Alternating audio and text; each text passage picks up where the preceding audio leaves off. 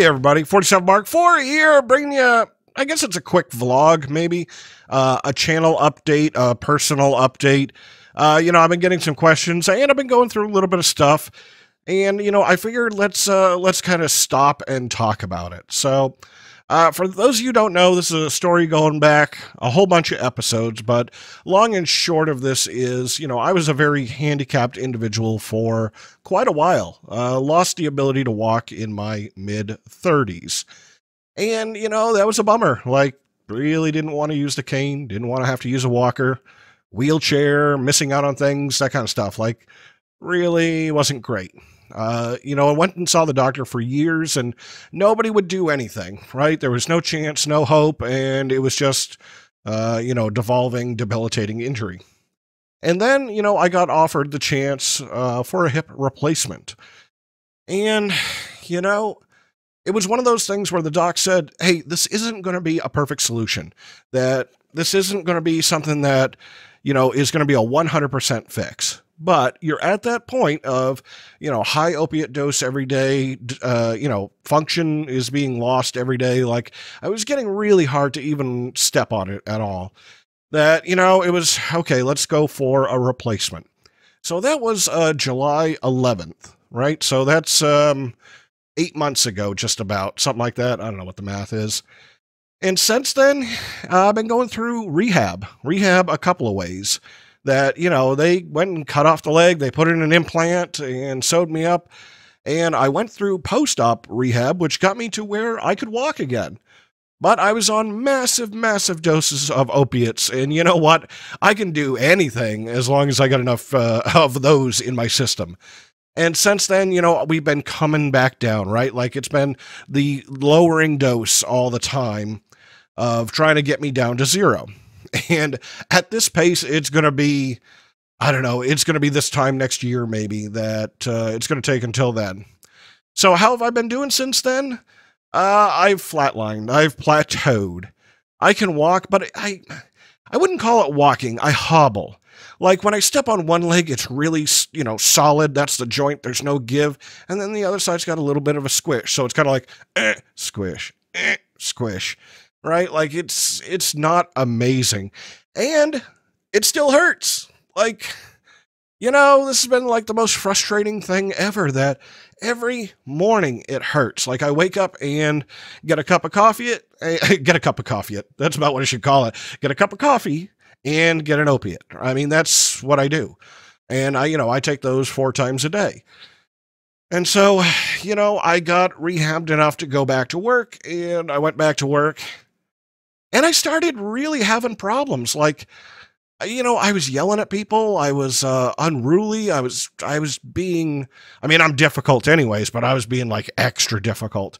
And, I was coming home and I was upset every day, and I was in the car at lunch, trying to keep the tears down. And like, I just felt like it was spinning further and further and further out of control. And then I came to realize a couple of things. So, one, I'm mad about what happened. I didn't think I was. Like, I'm pretty accepting of the way things are, and I thought I was handling this pretty good, but I was not, and am not. I'm upset. Like, this sucks. I spent my late 30s and now my early 40s with one thing being the theme of my life. Like, sitting here right now, I can feel what I think is like the ball of this thing. It sucks. Had I known that it was going to be like this, would I still have done the surgery? Yeah, I guess I would have, because it really, really sucked then. But, I don't know. I just wish somebody had told me, hey, guess what? You're still going to be in daily chronic pain 8 months later and still trying to rehab it. Like, good luck. See ya. I don't know. You can't say you wouldn't have done it, because you know what, dude, you could have shaken a chicken over me and promised me a relief, and I probably would have paid you for it. Like, I 100% get why cancer patients fall for miracle scams. I get it. A day off, a chance for relief, a chance of hope, right? So yeah, I would have done it, but it sucks, right? Like, I wouldn't recommend this to anybody. That, yeah, I got a 5-pound chunk of titanium in my body. Woo, superpower. Call me Wolverine. So, I'm upset. I'm really upset about this, that I can't run. I still can't tie my shoes. Like, it's not great. And so, I'm trying to struggle through this because, I was struggling with everything. Like my emotions were just all over the place and they still are. I'm still really having a hard time. And, part of it is because really didn't say it out loud was, we went into surgery and I didn't expect to make it. Honestly, it's something that I haven't said that I needed to say that, the chances were against me.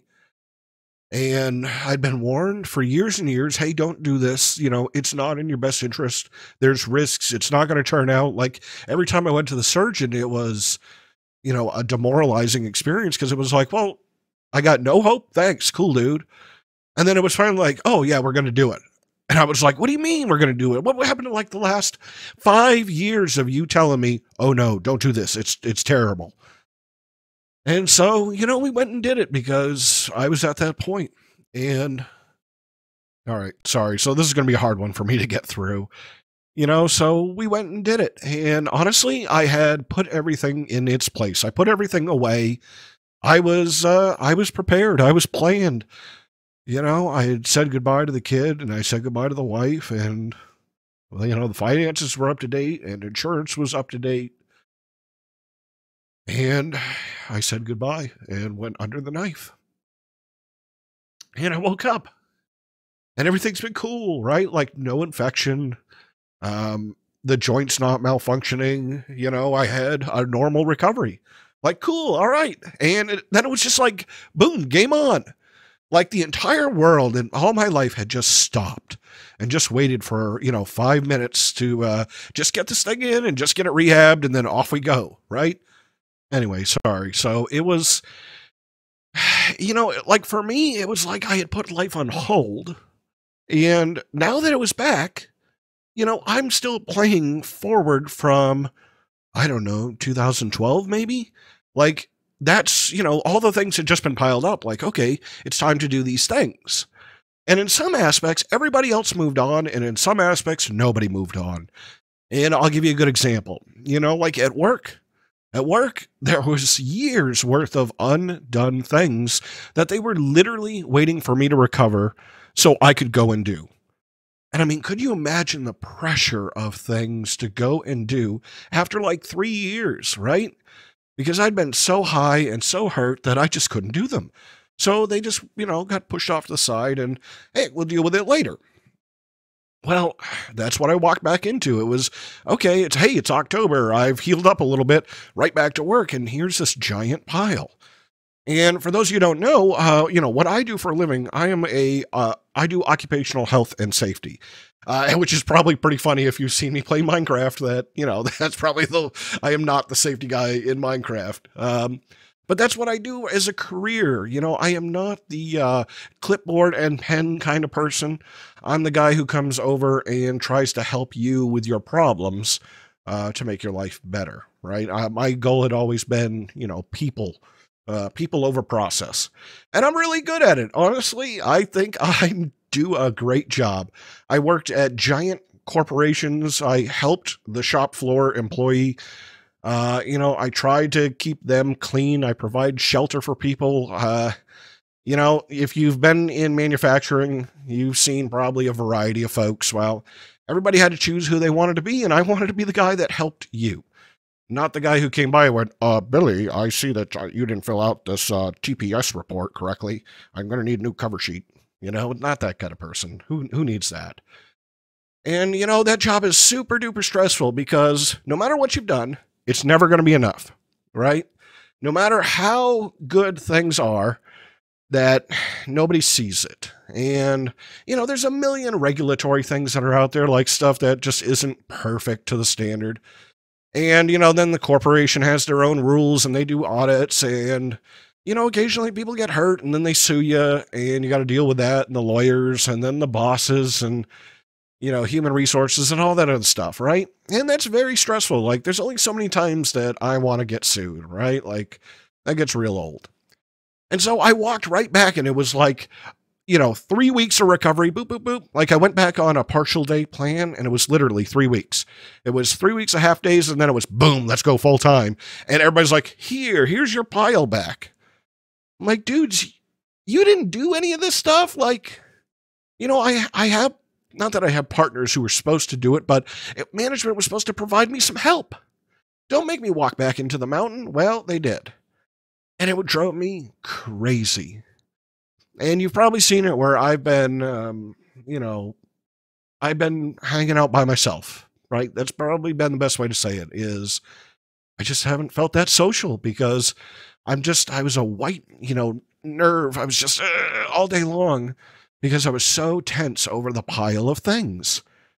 And I'd wake up in the morning, I'd take my drugs, and I'd go to work, and I'd hate work all day long, and I'm frustrated with management and the company, and blah, blah, blah, blah, blah. And meanwhile, I'm limping around the place because my hip doesn't hurt or doesn't work right, and it still hurts. And then every once in a while, somebody would be like, oh, I thought you had that fixed. Oh, I see you're limping. Is everything okay? And I'd be like, did you not see me with the cane? Like, is this news? There might have been, I think there was about 1,000 people where I worked. Like, everyone should have known safety guy with a cane. Like, that should have been a pretty fun joke for everybody. And I wouldn't have, I wouldn't have said anything to anybody who made it because, hey, you got to kick people while they're down. That's how they know you love you, right? But it just crushed me, honestly, that, I'm just carrying this load from all of these problems, and then I go to work and I'm not happy, and so things happened. So on Friday I quit. That was it. I gave them a month's notice, and they used 29 out of the 30 days to decide whether or not that they wanted to replace me. Like, real good signal to the team, right? Thanks, guys. Way to make some fast decisions, idiots. And so the partners that I had, which are the best partners I've ever had, I loved working with those folks. They had to wait to find out how deep they were. And, hey, they wasted my whole notice. But you know what? Hey, whatever. There's nothing I can do about it. I tried to help management the whole way around going, guys, look, 3 years worth of work. We need help. No. Could I have some help? No. Could they have some help? No. See ya. So, I'm pretty broken up over it because not that I wanted to, I'm not broken up over leaving the company. I'm broken up over leaving the people, and that, I built a lot of great things that I don't get to see anymore. Okay, so where do we go from here? Where do we go from here? Now I'm unemployed, and, I'm going to miss the money and all of that stuff that went with it. Like, decent paycheck. It provided for a decent standard of living. So what am I going to do? I don't know. Honestly, I know I'm going to do a lot of therapy. That I know I'm going to do a lot of physical therapy, and I think I need to go talk to somebody and get out of this massive depression. And that's what it is, right? I'm tired of crying all the time every time I talk about my hip. Like, I can't stop it if I tried. Like, it just starts. It's super frustrating and embarrassing. Happens all the time.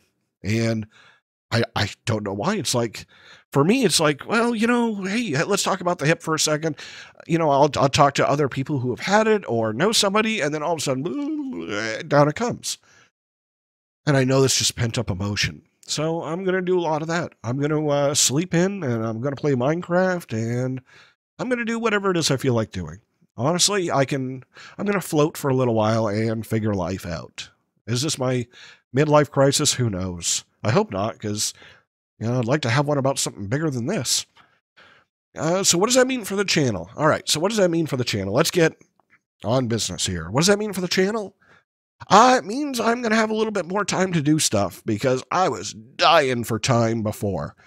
I would get up at like 4 o'clock in the morning every morning, and I would I'd play Minecraft if I could to get things like ready for an episode, and then I'd get ready for work, and I'd go to work, and I'd get there between 6 and 7, and then I'd come home between, like 3 and 4 maybe, and I'd spend the next couple hours with my kid, because when he's awake, I'm going to spend time with him.